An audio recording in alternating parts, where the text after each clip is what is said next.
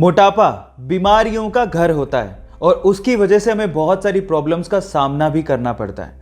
लेकिन गाइस, मैं आपको आपकी जानकारी के लिए बता दूं कि जो लोग स्लो ईटर्स होते हैं, मतलब जो खाने को धीरे धीरे चबा के इत्मीनान से खाते हैं, उनके मोटे होने की संभावना काफ़ी कम होती है। लेकिन मोटे लोगों के साथ ऐसा नहीं होता है। मोटे लोग, आपने कभी गौर किया हो तो वो बहुत ज़्यादा फास्ट खाते हैं, चबा के नहीं खाते। इस वजह से उनके मोटापे की प्रॉब्लम और ज़्यादा बढ़ते जाती है।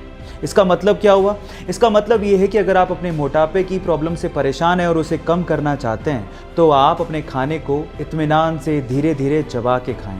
आपने कहावत तो सुनी होगी, 32 बार चबा के खाना, जिससे आपका जो खाना होता है वो अच्छे से क्रश हो जाता है। और ये करने से, इस हैबिट को अपनाने से आप अपने मोटापे को कंट्रोल कर सकते हैं। गाइस, इंडोनेशिया में चावल यानी कि राइस की खेती करने के लिए वो लोग राइस फिश टेक्निक का इस्तेमाल करते हैं। अब ये क्या है?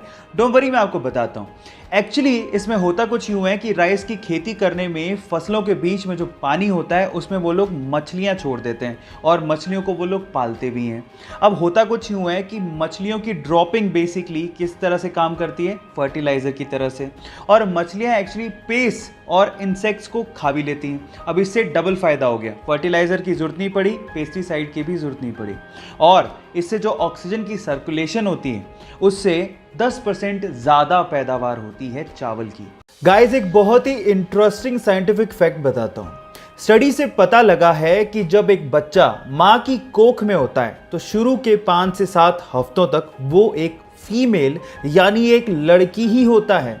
यानी कि इस दुनिया में जितने भी इंसान थे वो एक पॉइंट ऑफ टाइम पे फीमेल ही थे। 5 से 7 हफ्तों के बाद उनमें ऑर्गन्स डेवलप होने शुरू होते हैं। गाइज, अगर आप वाकई में जिंदगी में सक्सेसफुल होना चाहते हैं तो हर सुबह उठ के ये 5 लाइनें अपने आप से जरूर कहें। Number 1, today is my day. Number 2, I am the best. Number 3, I can do it. Number 4, God is always with me. And number 5, I am the champion. Guys, attitude बदलने से इंसान की ज़िंदगी अक्सर बदल जाया करती है।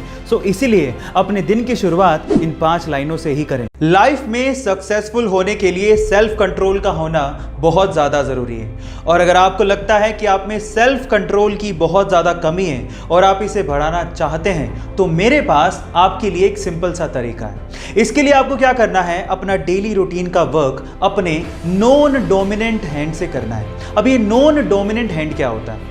मान लीजिए कि आप अपना सारा काम अपने राइट हैंड से करते हैं तो इसका मतलब आपका राइट हैंड आपके लिए डोमिनेंट हैंड हो गया। तो इसका मतलब आपका लेफ्ट हैंड आपके लिए नॉन डोमिनेंट हैंड हो गया। अब स्टडीज ये कहती हैं कि जो व्यक्ति अपना ज़्यादातर काम अपने नॉन डोमिनेंट हैंड से भी ट्राई करता है उसका सेल्फ कंट्रोल अपने आप बढ़ने लगता है। गाइस, ये फैक्ट जान के आपको कैसा लगा? चैट सेक्शन में लिखना मत भूलिएगा।